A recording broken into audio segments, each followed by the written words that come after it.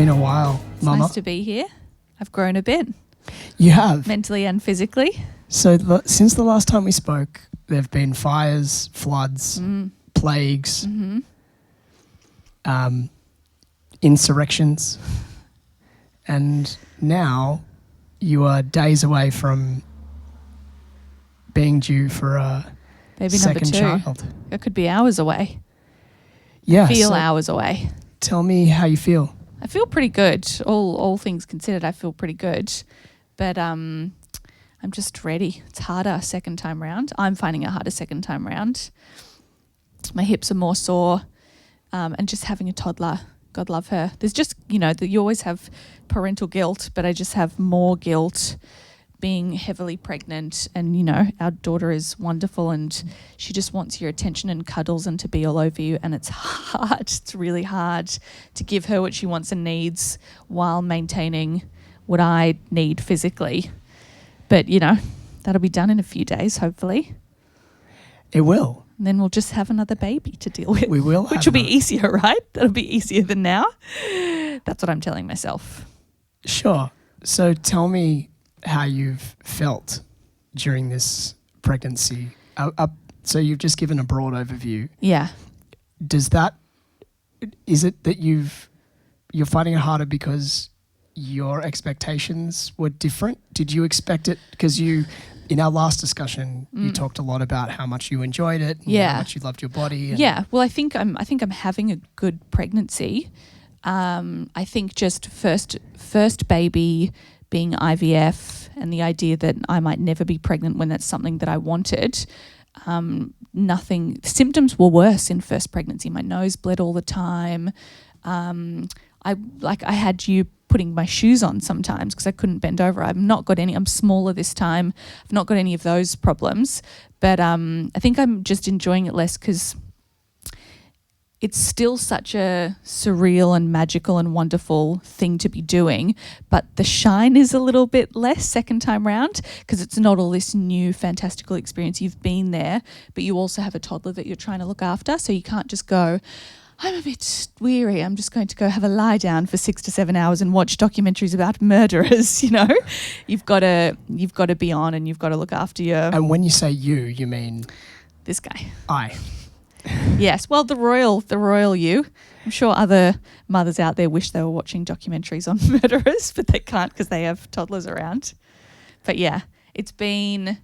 I think it's probably, if I think about it, it's been a better pregnancy, physically speaking, but I'm just ready to meet our new baby, and I've been through labour, so I just kind of more than before, I'm eager. I remember thinking in the couple of weeks before giving birth last time, just again with the surrealness of the whole situation, thinking, what's it going to be like? I can't believe that I'm about to give birth. Labour is crazy. Just, what even is that? What is that experience going to be like?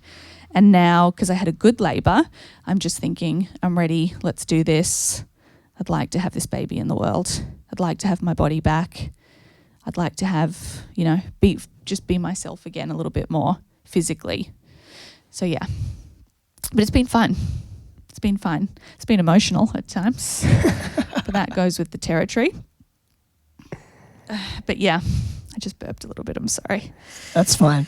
How have you found your, the balancing of the needs of our first child, adorable delight that she is? Yeah. How have you found? Obviously, you've talked about the difficulty of balancing her needs and yours, and the guilt associated with that. How do you feel? Obviously, it's difficult when you have a new baby and a toddler who's up until that point understood that they have all your attention. Yeah. So, are you worried that expectation is going to carry over, or that difficulty of balancing the needs is going to continue? I think it definitely will, definitely. And it's going to be potentially way worse, because now it's just this idea that we're telling her about this mythical baby that she, being under 2 still, doesn't quite understand. And then this baby is going to be here, and I think that's going to be a struggle for her. But I'm just imagining that it's going to be very difficult, and then it won't be so bad. You know, I'm preparing. I think we're pretty prepared for. She's going to be jealous. She's going to regress a little bit. She's going to want lots of attention. So we're ready for that. We're not in this, oh, it'll be fine and nothing to worry about. She's lovely, so she'll be lovely with a new baby. She'll probably want to smother the baby, but, you know, thinking that it's going to be a bit difficult, I think we'll manage it better. And she's adorable. It'll be fine. Did I just undermine everything I said by saying it'll be fine? Well, you have to believe that, right? I mean, if you were able to confront the full reality of what parenthood entails before you actually have a child, it would be very difficult to convince anyone to do it. I don't know about that. Do you think? I mean, I think, though, in the abstract, because if you describe all the tasks and how much time you might, you know, lose. Yeah. Because I think before you have a child, I often remember thinking, oh man, I'm so busy. I got so much to do. And then the idea, it's like, oh yeah, you're going to lose like 12 hours a day at least looking after your child. If you describe the task without talking about the emotional benefits, then it just sounds like something that only crazy people would do. Maybe, but I don't agree though. Well, I'm just talking about on paper. Yeah. It sounds like you lose a lot, right? Because it's easier to understand the loss of time than it is to... But the things that I hear what you're saying, but just to counter that, I think the things that you're doing with that time, you know, you're going to be spending all this time making sure someone's not throwing food all over your curtains and, you know, shitting themselves and making a mess all over the house. And it's like, well, that's not something I have to do currently. What a weird thing to be doing. But you're doing it because you're looking after a defenseless, tiny little version of yourself. That's awesome. That'd be so much fun. Of course. But that's the hard thing. That's the hard thing to explain. Like, we obviously we're in the camp of having kids is a good idea. Yeah, of course. But if you're trying to explain it objectively and describe someone who's on the fence, it's like, well, if you're not really gung-ho, if you don't understand the emotional fulfillment that you get by having a kid, it's pretty hard to really justify it. And you wouldn't ever attempt to convince someone to have a child. No, absolutely. Based on paper facts. No. But that's exactly the point that I'm making. Right. Yeah. You would never do that. Rationally, if you're trying to sort of like weigh pros and cons, or like think about a life experience and say, oh, is it worth it? I remember being in the I think you were with me, so you'll probably remember this. But we're at the Hyde Park Memorial in Sydney, where at 11, I believe, it might be each day, they have the kind of the light comes over. Light comes over and they shine. They shine.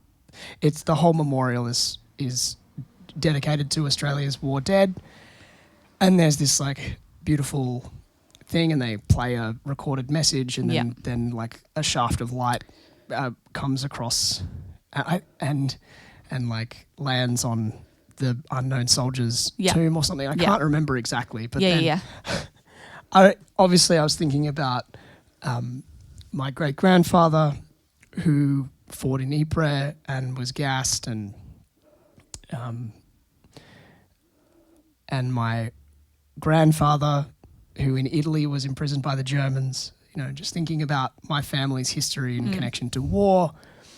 And it's this, you know, at the end of the day, it's like a sculpture, and it's a recording, and it's it's not even a real shaft of light. It's like a projection kind of thing. Yeah, it's like a light that moves. That's right, yeah. And And I remember I'm at the end, but it's, a ceremony and it's symbolic and it's connected to my history and my family and my it's country. meaningful, yeah. Yeah. But then afterwards, I'm literally in tears. I remember, yeah. And this like tourist from South America comes up and was like, "Oh, hey, Brad, we just missed it. Oh no." I'm doing an offensive accent. I'm sorry. But he's like, "Oh, sorry, bro, I just missed it. Like, is it worth it?" And I'm like in tears, trying to like tell, like, how do I tell a Brazilian tourist whether or not looking at this thing is worth waiting another hour or whenever it happens next? I see what you're saying here. You go to him, dude, don't have kids, and you walk out and move on with your life. Is that the point you're making? No, it's just some experiences you can't ask. I know, yeah. Asking people for advice is really silly. And that's I guess that's also part of the point that I'm making is that if I remember talking to our good mutual friend Oded, and he was saying the same stuff, which is like, "Oh man, I don't know, I'm really scared of having kids and stuff," and I'm very happy that he's having kids now. And for us, hearing that from him, it's like, dude, you'll be amazing. You'll be so great. Yeah. Because he's super talented and can make his job is entertaining his predominantly job is entertaining children. That's right. Yeah. So, and he entertains adults, and if you can entertain adults, you can entertain kids. Yeah, Kids and he does it all at the same time as well. Yeah, I know. Anyway, so you have someone who's clearly so adept and going to be so wonderful with caring for their own kid. Because if you enjoy entertaining other people's kids, and I like doing that, I like performing for kids when I've done it from time to time. It's really fun. And if you like that at all, your own kid is so much better because other people's kids are fine and they're cute. But when you have your own child, it's like, oh my God. Yeah. This one is the best. Yeah. So tell me about how you feel being just on the precipice of like the big transition. I mean, what's the difference? Obviously, it's like a it's just I don't know. It's a gargantuan gulf between, being pregnant and giving birth and having given birth. Yeah. What are your thoughts on how significant that is for you, and what do you like? It's so wild having seen your birth in real time with no drugs. I'm just in awe, and that's why embracing the role of just being a support person, rubbing feet, massaging hips, saying all the right things, packing bags, wiping down bench tops, looking after our child, just doing the best to be a supportive father. I think it's a huge privilege, and I'm in awe of you, obviously. So from my perspective, it's like the equivalent of doing, like climbing a mountain. It's running a marathon, running, it's physical and mental, but spiritual as well. And so how do you think about it? Are you just, because it's also what's the strange thing about it as well is you don't know when the marathon starts. It's this very strange experience where you're ready to do this very intense thing, but you have no control. Yeah. So what's that like? I think even more so this time, I would love to know the day that I'm going to go into labour, some magical, wouldn't that be nice to just go, yep, it's going to be on Tuesday. You're going to go into labour at 8:30 p.m. Then I could prepare. Like today, for example, I feel very ready now. If I can just be very frank, as of yesterday, there is a head very low in my vagina. Like I am this baby. I'm sitting like this because I kind of need to, I feel physically very ready to go. I feel like this baby is in position. I'm good to go. But then having a toddler, you have to have a plan for when we went into labor. When I went into labor last time, it was, okay, this is happening. Yep. And we're just thinking about us. But now we have this other element and this other human we need to manage as well. And just days like today, we've had an amazing day today. We went to the beach as a family this morning. We then had friends over this afternoon that just left recently, hung out with them in the pool. And so it's been such a great day. But while yesterday, when we didn't go and do too much, I was like, I'm ready. If this baby comes tonight, great, let's do it. But today, I'm like, I really would love just a good night's sleep after a busy day. Because when you're pregnant, doing not really major physical things, but like, I don't know if you can hear my breathiness, but your lungs are all compressed. You get breathy and tired when you're talking and sitting. You got to say, I'm so sorry. I don't want to correct your language, but you got to say my lungs. You're always saying you. It's really funny because you're talking in the second person. So you're saying like you, but the thing is trying to connect with the other pregnant women. But you're talking to me, And so when I hear you, it's like your lungs are all compressed. I'm like, my lungs aren't compressed. You wouldn't understand. No, man. I don't. You wouldn't understand. But that's what. Yeah. Okay. All right. No, I'm just. Again, I'm not being critical. It's just an observation because again, I think this is the thing that I think about as well is how men and women would approach pregnancy differently. Like something I constantly talk about is if blokes get pregnant, then blah. And one of the things that I think we would do is we would be like, oh, I'm feeling, there seems to be a natural inclination for you to, I don't know. I think for things like that, I say the royal you because, or we or whatever, depending on what I'm saying, because the symptoms that I'm talking about are not specific to me. That's a general pregnancy symptom. Sure. So it's just a bit of this is how you feel when you're pregnant and not you, but this is generally how women feel when they're pregnant and your lungs are compressed. It's not like there's something weird going on with me. That's where my head's I know. That's where my head's at when I'm saying But that's also interesting. That's also part of my point, which is that when blokes when men are pregnant. when men men experience the flu, they don't say, oh, you know how you feel like you want to die, and so you lie in bed and you demand that everybody takes care of you. No, you don't say that. I think also with labor being, potentially today, it's also helpful for me to use terminology like that that's more covering a wider group of people rather than going, oh, I'm going to have to go through labor. I'm going to be dealing with contractions. Like, this is what you do. This is what we do. It's normal. It's it's quite a... it's like you're being part... So the thing that I'm starting to think about now is that's interesting. And again, I'm not trying to pull you up or say you should change your language. Yeah. I mean, I'm just saying if it was me, I'd be saying my lungs. Okay, but what you're saying is interesting and it's a very different perspective because it speaks to the idea that you're part of a process. And that's also the big difference between a very structured, competitive, intense activity, which is, commonly associated with, doing a sport or something like that, where multiple people all commence something at the same time, or at the very least. But it's about someone doing the best. Yeah, that's right. Or at least they start from the same place. Yeah. So in cycling, sometimes you don't start all on the same line, but you all are timed from a particular point, know. Yet with pregnancy, you just don't know. You have to, in some sense, surrender to the fact that it's something that you play a role in, but it's happening to you, partly beyond your control. Yeah. And also, I literally don't know what brings on labor. It's obviously some, combination of hormones, the child that's inside you, and some other third thing. I don't.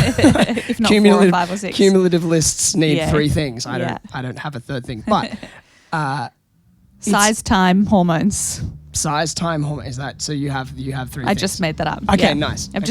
Let's make it 3 things: Cool. size of the baby, time that's passed. Yeah. Okay. Hormonal changes. That seems like 3 sensible things. Works, so that's why That's why you're. And that's how a baby happens. That's why it's good that you're doing the thing, and I'm just in the support crew.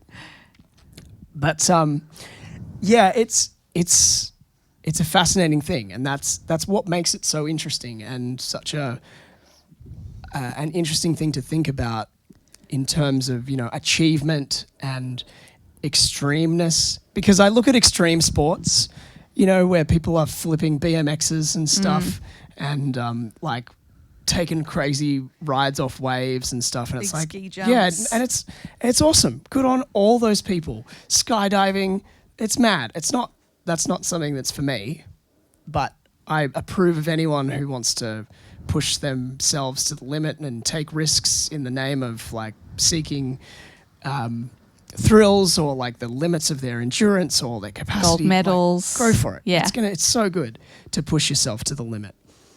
And yet just none of it's impressive to me anymore. It wasn't very impressive, but having now seen a live birth, it, you know, it's just, what is that stuff for? It's for the gratification of an individual, which is great. And again, I have nothing against that. But to see what you do, which is like at the end of the day, it's not just about me being like, woo, I climbed a mountain. It's like, hey, here is here is another life. I made a human. Would you like to hold them? Yeah. It is just so wild. And that's the other thing, is that if dudes gave birth, there would be like extreme pregnancies. Like dudes would want to do it, you know, on mountains and stuff, and be like, you know where I gave birth, bro? It's like, I was like skating down K2 and I pulled out the baby, and it's the sickest K2 baby ever. Because yeah, I think there's like a real, I feel like if dudes did it, it would be an extreme sport and they'd find a way to televise it. That's what I'm getting at. Or depending on the mentality of the dude, or everyone would just have Caesars, and I'm not saying Caesars is a cop-out, but I just think everyone would be like, just book me in, have a Caesar, let's get this baby out. I don't want any muscle fuss. Give me the drugs. Sure.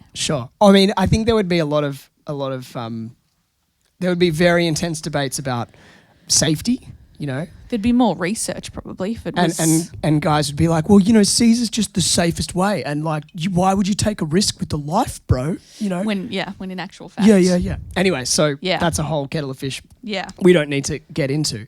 I just think definitely there would be sponsored babies, like Red Bull. This baby brought to you by Red Bull. Like some guy on a slalom. All these things you're saying are making me happy women have babies. I'm just imagining a guy who's like at the end of labour and goes down like a bobsled, and it's like signing a contract on the way down. I'm thinking like a skeleton. You know, what's the one? There's bobsled where you're backwards like that. You know, where your head's backwards, and then there's also like the skeleton where your face is going down. Yeah. What's the luge? Is the luge one of those? No, sorry, luge. Yeah, sorry. Bobsled is with the multiple guys. Yeah. And then luge cool is running. Sorry, you're right. Luge is the single. Okay, where your feet are going forward down the mountain, and then skeleton is where your face is going down the mountain. There's a head first one. Yeah, I'm sure I've seen it. There's a head first one. It's so crazy. Yeah, and so there would be guys who would. I swear to God. And I did it without a helmet. Yeah. It'd be like, oh, I delivered, you know, like I pulled out my precious while I was luging. It's like, you were luging, I was skeletoning, bro. I skeletoned, you know, face first. You know, that's where the real fear is. That's why little Caleb is such a champ, you know, because he knows, you know, he was coming out. He was like, Dad's going face first. I better do my bit. I better shoot out the back, get out of the way. I see crash coming. Man. Just the visual image of someone trying to like catch their baby while skeletoning. It's funny. That's funny to me. Yes. How long is this luge run? Well, labor's not 35 seconds. That's why you got to time it, bro. Like, you just got to know. You got to feel your body, you know. It's like, and if you don't get it right, look, you know, there's always the third child, you know. Like, it's 9 months of training, you know. We don't always win. Yeah, that's right, you know. It's just as long as, you know, it's a game of two halves. But I just want to thank Red Bull. I mean, you know, Ugh. So gross. Because there's the guys. I mean, David Blaine. David Blaine did the like balloon thing where he went up into the stratosphere, and then there's that other guy who did the skydive from like a satellite. Yeah. Dudes are doing crazy stuff, and more power to them. But none of them have made a person. Women made all those guys. Yeah, true. Yeah. And none of their mums gets a lot of credit. Like David Blaine's mum never steps out and goes like, hey, by the way, David, I made you, bro. Where's the love for the mum? David Blaine, floats up in the balloons, and where's his mum? His mum's getting no accolades. She's probably getting a new house bought for her though. Hopefully. Yeah. Hopefully. But I don't know. The thing is that our culture doesn't even inquire into how his mum's treated. I mean, to be honest, I didn't even pay that much attention. So, David Blaine, if you thanked your mum immediately after landing, I deeply apologise. Yeah. I think that his daughter had a lot to do with the idea even of why he did it and so on. But the idea of being a parent and then doing something that crazy, that is also really wild. Yeah. Your risk aversion gets older. Your risk aversion increases when you get older, but really increases when you have a child. Which makes complete sense. Yeah. No more motorbike riding. Don't take big risks. Yeah.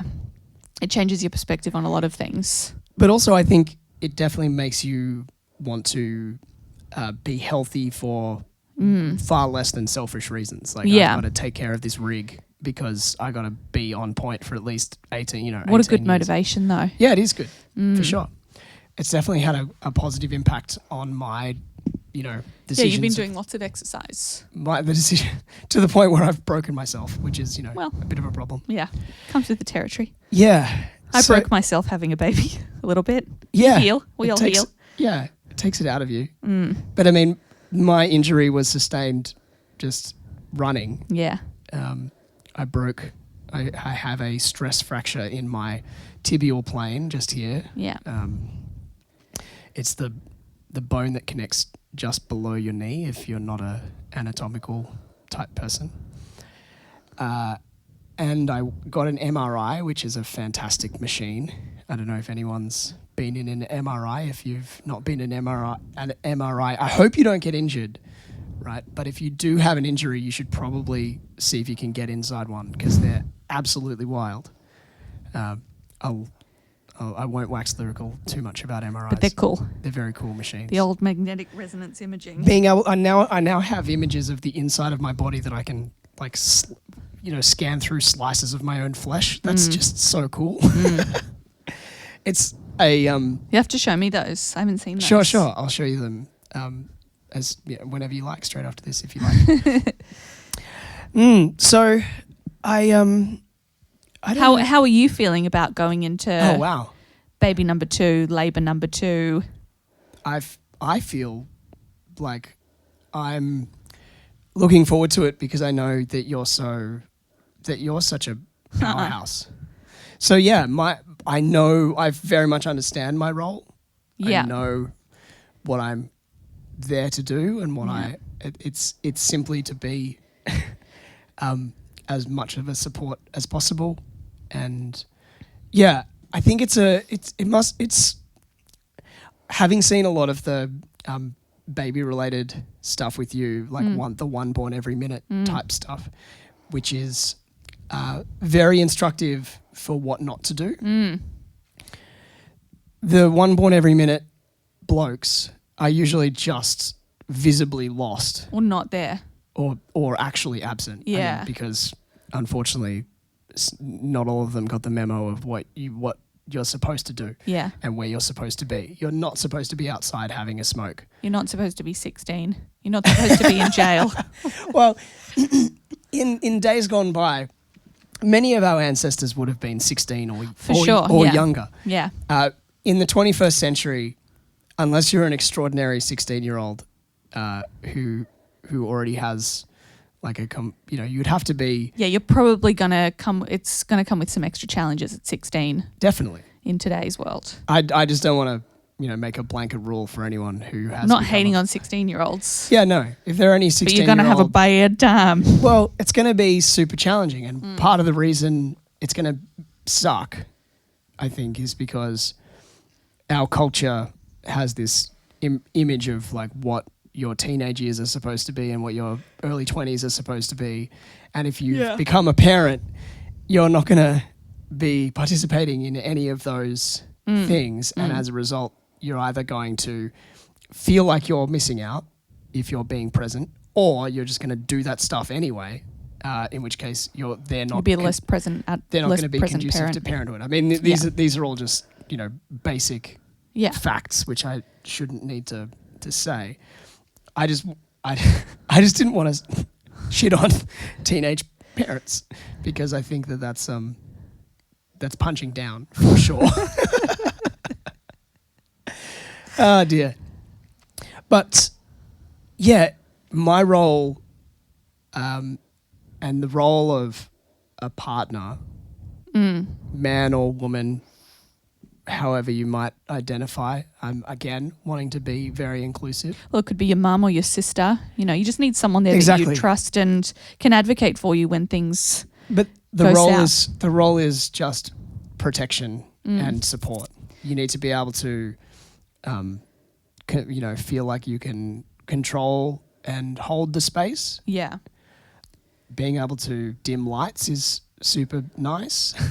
You want to create an environment depending on the goals of your birth partner. Like I very much understand your goals that number one is to try and get a natural birth with minimal intervention. Yeah. And then, roll with whatever flow needs to happen from there. So I know what you need, what you want, what your ideal is. And then I also know what kind of conversations might happen if that's not going to plan. Yeah. And I also know what I can do to keep that plan on track. Yeah. And for a lot of labour, I'm on another planet, Yeah. You're kind of not really mentally in the room. So having someone there, depending what happens, who can keep everyone on track. Well, yeah, you just very much need to stay present and calm. Yeah. And make sure that you, and so I feel ready to do that. I did it once before. Yeah, I have every confidence in you. It was great last time. Oh. It was great. Birth was great. Yeah. How lucky to have such a positive experience. Yes. And I think, though, the support that you received is testament to how good the midwifery group practice is. Oh, my God. At So the in Royal love Hospital. with them. Yeah. Royal Hospital for Women. Big shout outs. Yeah, and to Tess, our midwife, if you can get into the midwifery group practice, oh man, it's so good. Yeah, well, it should be. It should be the norm. It should totally be the norm. And that's why it's really important to talk about because, firstly, positive birth experiences are possible. Yeah. I saw one. It was amazing. Yeah. Secondly, the support that you had to achieve that is not available to all women. No. And it should be. Oh, definitely. And finally, our species even has lost touch with the fact that birth is something beautiful, sacred, powerful. And I say this as someone who's a complete rationalist and believes deeply in science. But there's just, if you're a scientific person at all, if you have to also understand history, because science has a history, humanity has a history.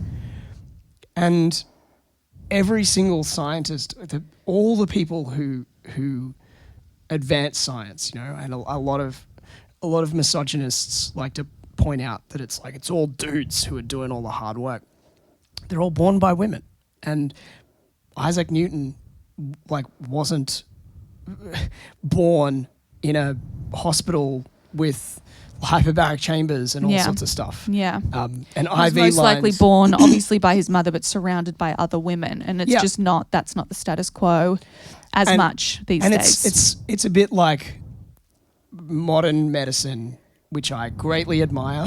And I will take living in this time period over like anesthetic. We've got everything. Yeah. Anesthetic, antibacterials, vaccinations. Yeah, I'm able to go into labour with every confidence that no matter what happens, I'm there in this like lovely dimly lit room, no medical equipment everywhere, but if I need it, it's right there. There's no fear of if this goes wrong, I'm probably going to die. There's none of that. And just while we're waxing lyrical about the privileges that we have, There's lots, yeah. we should also acknowledge that this is Australia, where everything is basically free. Yeah, we didn't pay. Which is to have again, a baby.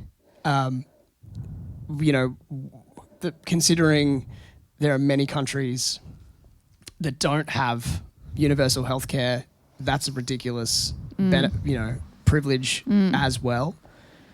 I don't know if anyone's noticed that we're white. That's definitely Shing, shing. Yeah, pretty fail. Oh dear. So we're super, super lucky in so many ways. Now, and so I think maternity leave as a nurse. I've got some paternity leave, well, at least time without, also, some of it's without pay. That's fine. Doesn't matter. One country in particular that I can think of for women who are giving birth, obviously, they have 2 weeks on average mat leave. Yeah. And then they're back at work full time. You're still bleeding at that point. USA. Yeah. USA. You're in recovery. And you're not meant to swim or have a bath for 6 weeks after you give birth because of the recovery that your body and your cervix and all of that needs to go through. I can't imagine going back to full-time work 2 weeks after I gave birth, no matter what my job was. It's just insanity. But the pressure that some people have to do that, and we just don't have that. Yeah. And so I guess what is so important is just to emphasize that part of the purpose of telling positive birth story is never to shame anyone who's had a negative one, who hasn't, of course, who hasn't had one like that. Yeah. Firstly, because we acknowledge that the basis of it is heaps of privilege, and luck, and good fortune, but also the good fortune to be exposed to the right kinds of information, like birth story, the story of Ina May Gaskin, like the Calm Birth course, which also I would highly recommend to any Calm Birth prospective birth couple. And so if you don't have the information, you don't have access to a good health system, you don't, even within a good health system, you don't have access to the specific tools that you need, because the difference between the room, which is spacious, has full control over dimmable lights, the difference between creating a positive environment to focus on birth compared to a fluorescently lit normal hospital bed ward, medical vibe. Equipment everywhere. Yeah, and so that really needs to be emphasized, which is that firstly, again, just sorry to keep harping on about how lucky we are. Yeah. But very. Natural birth is possible. The tools to enable it within a hospital require rethinking what the purpose of these places should be. Because you're not sick, you're having a baby. Yeah, so having a large, kind of spacious space that's decorated in a, that has a kind of aesthetic. It's not just like a anodyne, completely hygienated. That's not a word, but it doesn't matter. Yeah. The idea of having something that is just completely astringent, just like with stainless steel wipeable and just fluorescent lights. Yeah, so what? But giving birth, there's so many things that will delay labour and delay birth, slow things down, that aren't discussed. Like, you don't need, most women go into labour throughout history at night time because it's dark, you feel safer, and you're relaxed, and then, now I'm in labour. It just tends to be how things usually run. To be in an environment, and for us, being in a fabulous room, how fortunate are we? But given that we had the situation that was as close to a relaxed home birth as it could be in a hospital, our midwife, she was not in the room the whole time. Like, she saw that we were doing fine and didn't need to be there, and so she gave us space, which was awesome. Yep. But as soon as you have, like, being in a brightly lit room, having people constantly come in at you, it kind of makes you tense up and slow down. You're not able to fully engage in the process, and it just slows everything down, which can lead to poorer outcomes for your labour, or at least delayed labour, which is, less pleasant for the mother, obviously. Yeah. But those sorts of, I think it's so important the way that it's discussed. It's not to sit here, and of course I don't think it's coming across that way, but not to sit here and say everyone should and could have a positive birth, how, it's no need for it to be negative, but just that it's possible. And that it needs to be discussed this was my experience. Just as someone who has a negative experience, that's a good thing to discuss so people know what can happen and how they could maybe avoid something, or, oh no, I really want that C-section for these reasons because of what I've heard and what's going on with me and what the outcome's going to be. The thing I struggled with, that I think we spoke about last time, is that among women, especially, it's happened less because I've had a baby, so I guess people, want to kind of berate you less. But it really it's harder to tell a woman who's already who's already had their child, like, oh, this is what you're in for. Oh, but that was so frustrating when I was pregnant with our first baby. Just women who would, they would ask you a question that seemed innocuous, and you would answer saying, oh yeah, I'm hoping to ideally have no pain relief, believing that my body is going to do what it's meant to do. And obviously if it's not working out, we take the necessary steps. And just kind of, there would never be a, just so you know, this was my experience with that. I intended for the same thing. It was always like, you think you're going to have an easy birth and maybe not have pain relief? You're dreaming. You're crazy. Yeah. And it's just like, well, I'm already pregnant and the baby's coming and I know it's possible even though I haven't experienced it. It always felt like going to Burning Man for the first time. Like, I was as prepared as I could have been, but speaking to people who'd been to Burning Man. You kept running into cops. I had to hide my drugs. You going to Burning Man? Oh. But it's like, no matter how prepared mentally you are, you don't actually know what it's going to be like until you get there, which is kind of exciting, but also you just wish you knew what it was like so you could be even more prepared.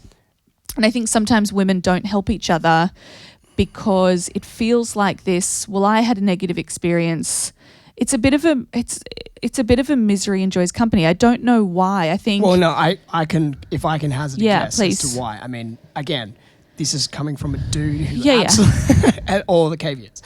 But it's very much like when you come to when you're discussing experiences that only happen a very limited number of times. Yeah. You definitely, if you've had a terrible time with birth, for example, but it could be anything. If it's like, let's say you go on an overseas trip and you have like an awful time, then if you might discuss with other people who had a great time, right? Yeah. But if they did all the same things and they had a wonderful time and you had an awful time, it's like, oh, what does that say about me? Maybe I did the wrong thing.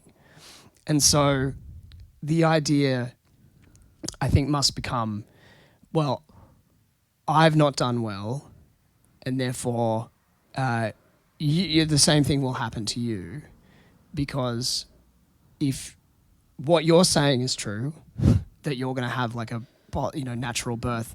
What does that say about me having had a negative experience? Then yeah, like that kind of invalidates what happened to me.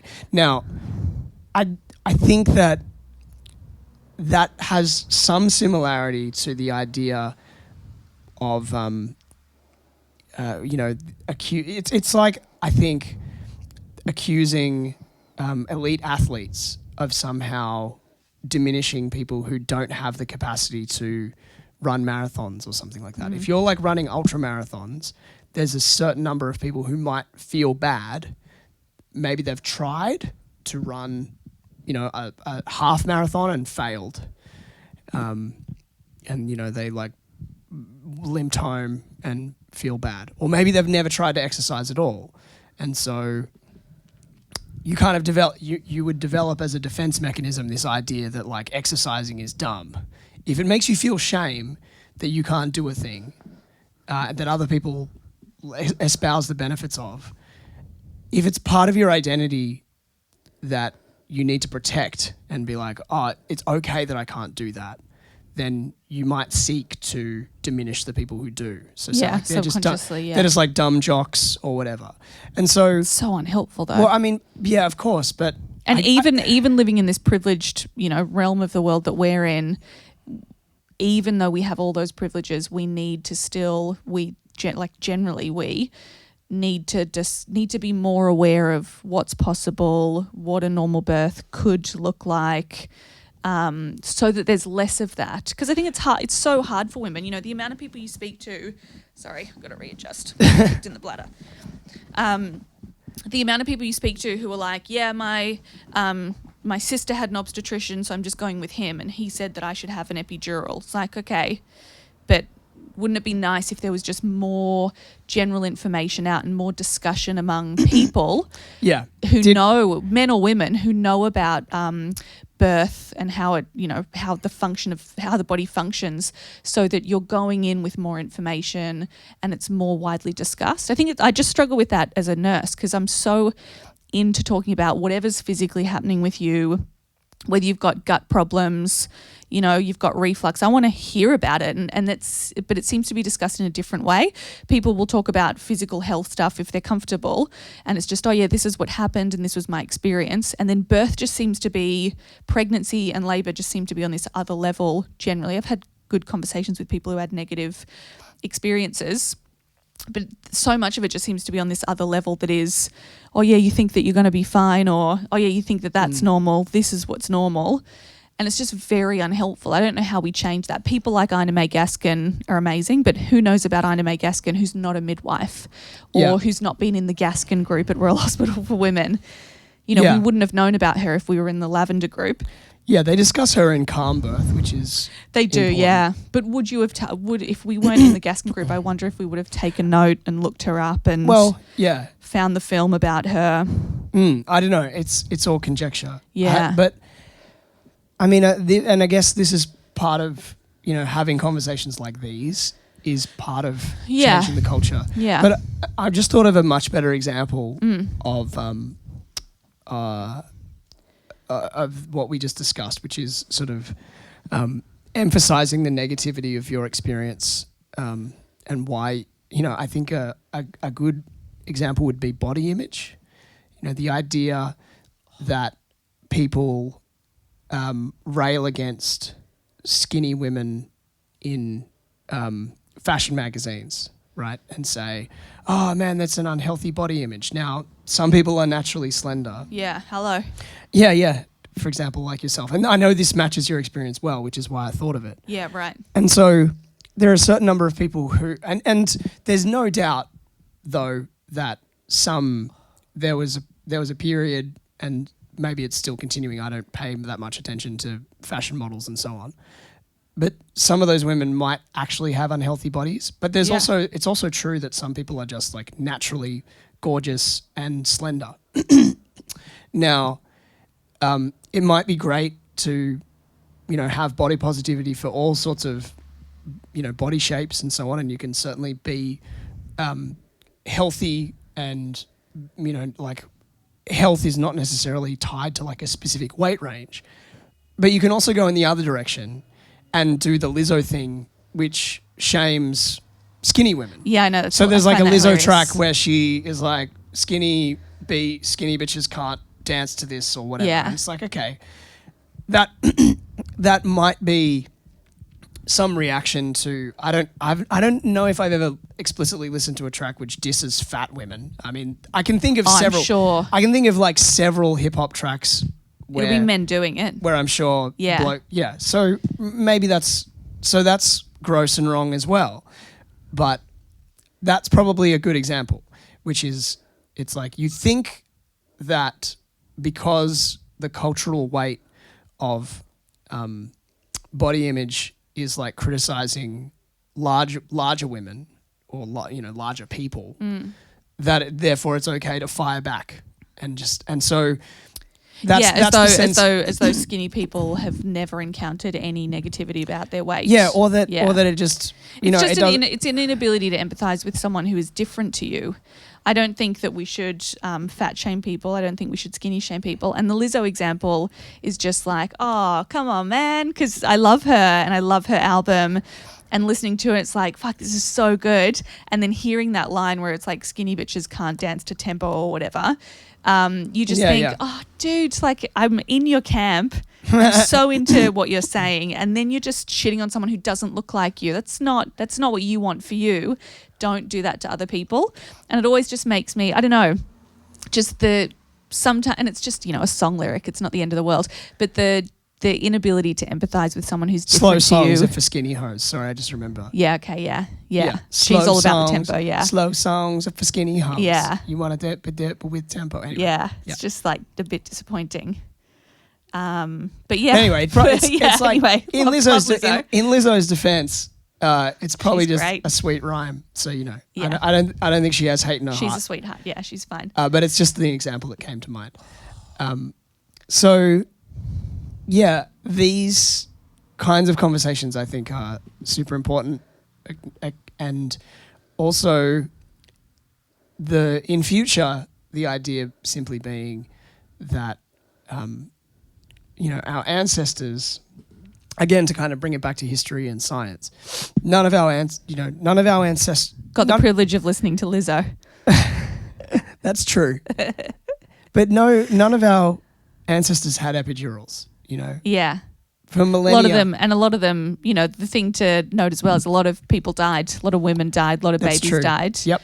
That's absolutely true. The medical level of understanding we have now is obviously yes. a benefit. No, and so but it's gone too far in that direction. Yeah, that's right. In so most countries. the point is that I guess I'm making is childbirth has been successfully carried out for millennia. Forever, yeah. Yeah. Since we've been since the mists of time. Yeah. And the overwhelming majority of that time has been with no heavy medical drug-free, medicine-free. Exactly. And so clearly it's possible. Otherwise, none of us would be here. Now, the other thing that came along with the ancient time of women giving birth was when things went wrong, there was nothing. They went really nobody knew what was going on. There was no surgery. There were no C-sections, and then C-sections started happening, obviously, and they've been happening for a long time now. But obviously, anesthetics get better, and so on. So the good thing about modern medicine is that when it's applied correctly, the the infant mortality rate starts to get near zero, which is great, and that's what you want. But the idea that engaging in natural birth necessarily means that you're risking your life or the life of your baby. Yeah, that's a misnomer. That's just not true. That's not true.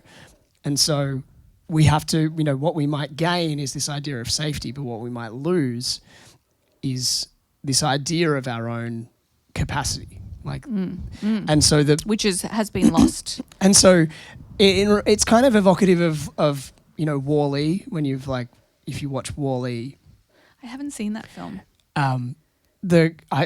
Massive spoilers for WALL-E. Which is basically there's this AI that runs the massive spaceship that humanity has evacuated Earth on because the Earth has become unlivable. And so we're searching the galaxy for a livable planet. And aboard the spaceship, which the AI takes care of, humans don't have a lot to do. So they're just all fully in leisure, and everyone's just become overweight because there's nowhere to be.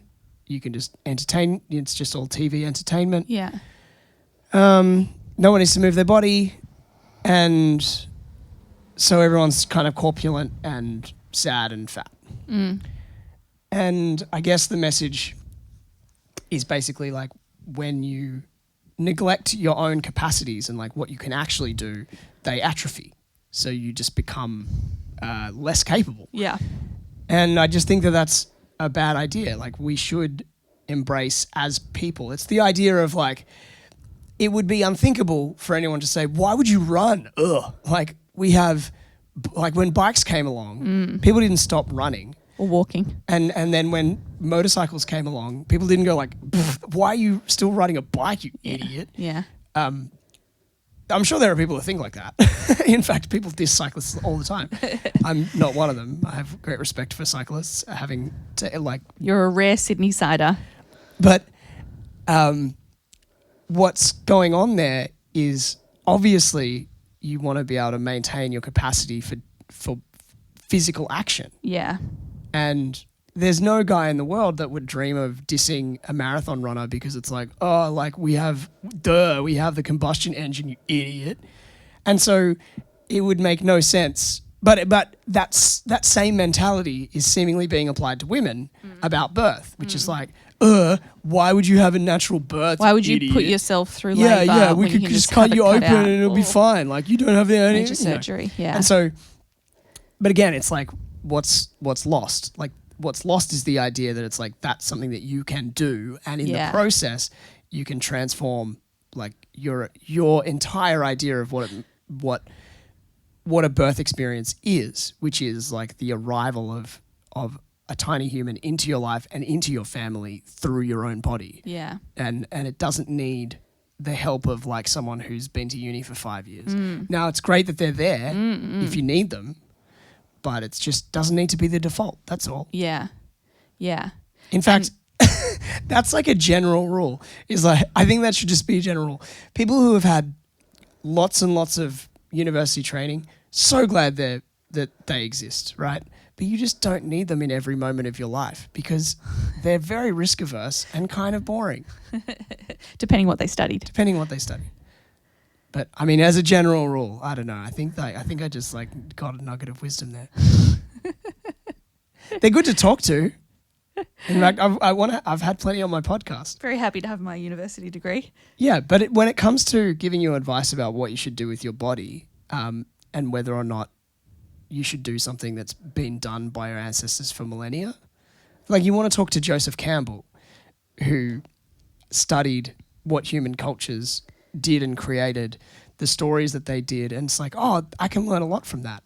Yeah, and I wanted to speak to women who've had birth, not an obstetrician who a male obstetrician who made money out of, a private obstetrician who made money out of the birth process. And capitalism has a lot to answer for when it comes to. We were just talking to our friend Jules, who is a fellow mother, and Jules, Mark and Jules, who recommended a documentary which we have not yet seen called The Business of Birth. Yeah, I've heard of it, I think. Yeah, and I think that's very relevant because the idea that you have a kind of, and this is particularly relevant in countries like Brazil, where in the private healthcare system, the cesarean rate is 97%, which is just wild. Yeah.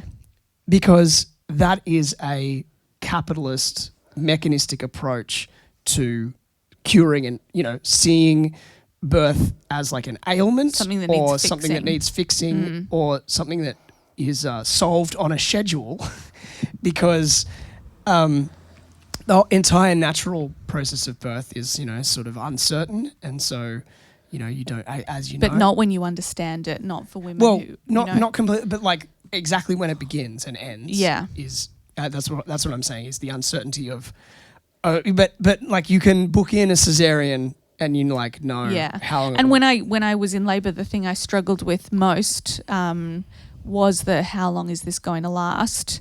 But I would rather that than abdominal surgery, you know, and anaesthetic and the risks that come with that. If I could avoid it, if you can't avoid it, so good that it's there. But just on what you were saying earlier, it also you just made me think of birth being a bit like, or what we've lost, being a bit like, Indigenous plant knowledge and land knowledge there's things like in the Ina May Gaskin documentary, she's talking to a midwife, and I've forgotten where she's from. I think it's an African country. Was it Uganda, possibly? I don't know. I don't remember. But this midwife from this country is talking to her about breech births and about just, the way that she managed it. And she was an older woman who had done been there at thousands of births as the midwife. And and she was saying, and when that happens, this is the position that the woman gets in, and it, widens the opening, and babies who are breech and coming out really wide and bum first or feet first or whatever. Yeah. So just if anyone doesn't know, a breech birth is when the baby's coming out backwards.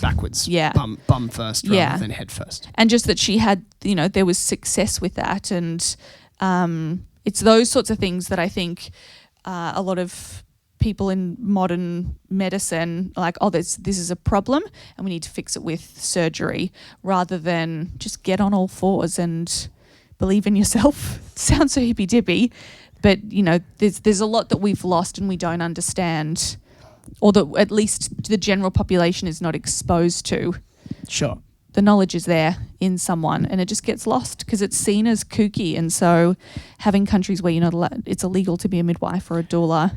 Or like within specific states of the US. Yeah.